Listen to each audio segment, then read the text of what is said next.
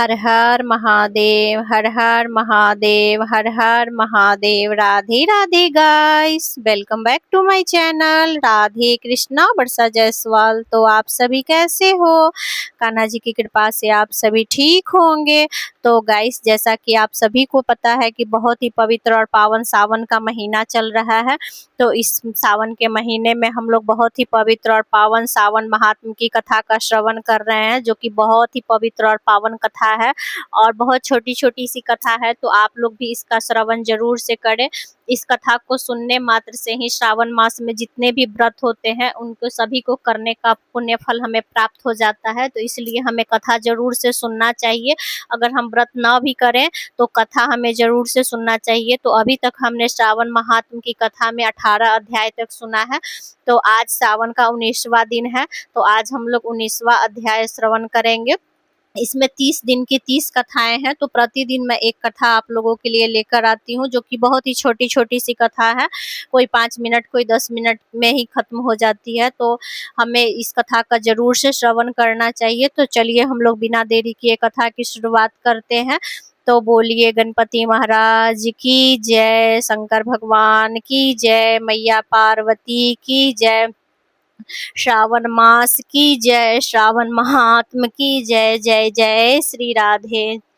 श्रावण मास 19वां अध्याय। भगवान शंकर ने ब्रह्मा पुत्र शानत्य कुमार से कहा, हे महामुने, श्रावण मास के दोनों पक्ष की एकादशी तिथि के दिन क्या करना चाहिए उसे सुनो। एकादशी व्रत के संबंध में मैंने आज तक किसी को कुछ नहीं बताया है। यह व्रत गुप्त और उत्तम, महान पुण्य तथा पाप ताप को जड़ से नष्ट करने वाला है। श्रावण मास में किए गए पापों का नाश करने वाला तथा सब व्रतों में उत्तम यह पवित्र एकादशी का व्रत है। दशमी के दिन प्रातः काल गुरुदेव की आज्ञा से देव देवता पुराना ज्ञात जितेंद्रिया ब्राह्मण का पूजन करे। भगवान विष्णु का 16 उपचारों से पूजा करना चाहिए। उससे प्रार्थना करे, हे पुंडलीकाक्ष, मैं दूसरे दिन आने वाली एकादशी का निराहार रहकर व्रत करना चाहता हूँ। आप मेरी रक्षा करें। उस दिन गुरुदेव और अग्नि के समीप भूमि पर शयन करना चाहिए। काम, क्रोध और मोह को त्याग कर एकादशी के दिन प्रातः काल विष्णु भगवान में मन लगाकर श्रीधर का जप करते रहना चाहिए। 3 दिन तक किसी भी पाखंडी से वार्तालाप न करे। केवल इतना करने मात्र से ही यह व्रत मोक्ष को प्रदान करने वाला बन जाता है। दोपहर के समय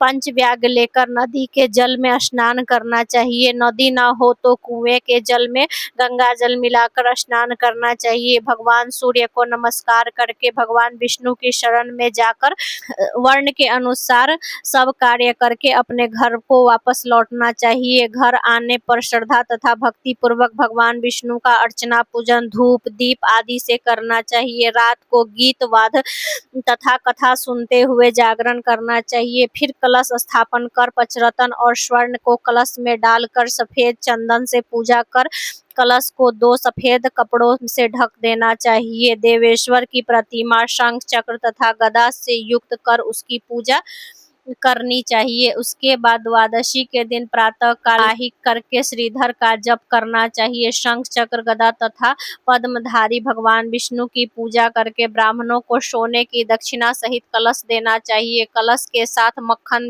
देना न भूले। भगवान श्रीधर, आप प्रसन्न होकर मुझे लक्ष्मी प्रदान करें। इस प्रकार उपचार कर श्रेष्ठ वेदा पाठी ब्राह्मणों को भोजन कराकर अपनी सामर्थ्य के अनुसार उन्हें दक्षिणा देकर विदा करना चाहिए। अपने नौकरों को भोजन कराकर गौ को भूसा देकर स्वयं बंधु बांधवों सहित भोजन करना चाहिए। इस प्रकार शुक्ल पक्ष और कृष्ण पक्ष के दोनों तिथियों में व्रत का विधान एक समान है। शुक्ल पक्ष में श्रीधर और कृष्ण पक्ष में विष्णु भगवान जनार्दन कहे गए हैं। अब मैं तुम्हें द्वादशी के दिन भगवान विष्णु के नियमित पवित्रारोपण के संबंध में बताता हूँ। हे तात, इसका अधिकारी कौन है यह जान लेना भी आवश्यक है। ब्राह्मण वैश्य, क्षत्रिय, शूद्र और स्वधर्म स्थित जनों को भक्ति द्वारा पवित्रारोपण करना चाहिए। स्त्रियों तथा शूद्रों को केवल नाम मात्र द्वारा श्रीहरि का पूजन करना चाहिए। सतयुग में मणि का, त्रेता में स्वर्ण का, द्वापर में रेशमी और कलयुग में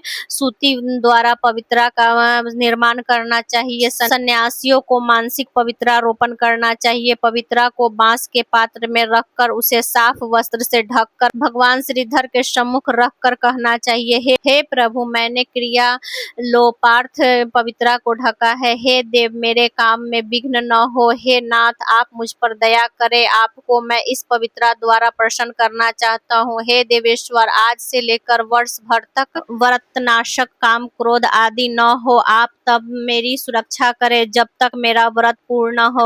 कलश पर बांस के पात्र में रखकर पवित्रा को नम्रता पूर्वक इस प्रकार प्रार्थना करनी चाहिए, हे पवित्रा, 1 वर्ष तक किए अर्चना से प्रसन्न होकर आप विष्णु लोक से यहाँ आई है, अतः आपको नमस्कार है। हे देवी, विष्णु तेज से उत्पन्न रणमय तथा पापनाशक, सब इच्छाओं की प्रदाता, आपके शरीर में पवित्रा को धारण करता हूँ। हे देवेश्वर, हे पुराण पुरुषोत्तम, आप मेरे द्वारा आमंत्रित हैं, अतः आपका पूजन करता हूँ, आपको नमस्कार करता हूँ। हे देव, कल प्रातः आपके निम्न इस पवित्रा को अर्पण करूंगा। आप इसके बाद पुष्पांजलि देकर रात्रि को जागरण करना चाहिए। एकादशी के दिन अधिवास कर द्वादशी को सुबह पूजा करें।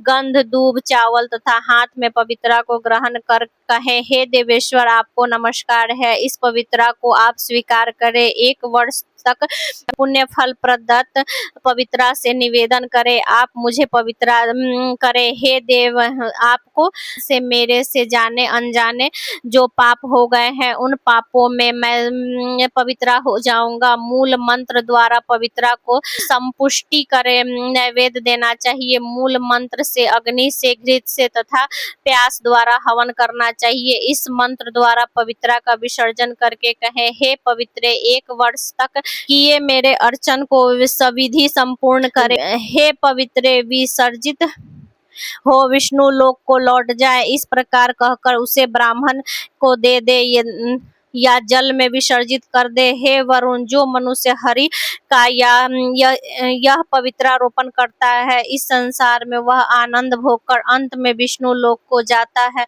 तो बोलिए शंकर भगवान की जय, मैया पार्वती की जय, श्रावण महात्म की जय, श्रावण मास की जय। तो गाइस, आप लोगों को मेरी ये वीडियो कैसी लगी, आप लोग मुझे प्लीज कमेंट करके बताइएगा। और गाइस, अगर मेरी वीडियो आप लोगों को थोड़ी सी भी अच्छी लगी हो तो लाइक, शेयर एंड सब्सक्राइब। हर हर महादेव, हर हर महादेव, हर हर महादेव। राधे राधे, राधे राधे, राधे राधे।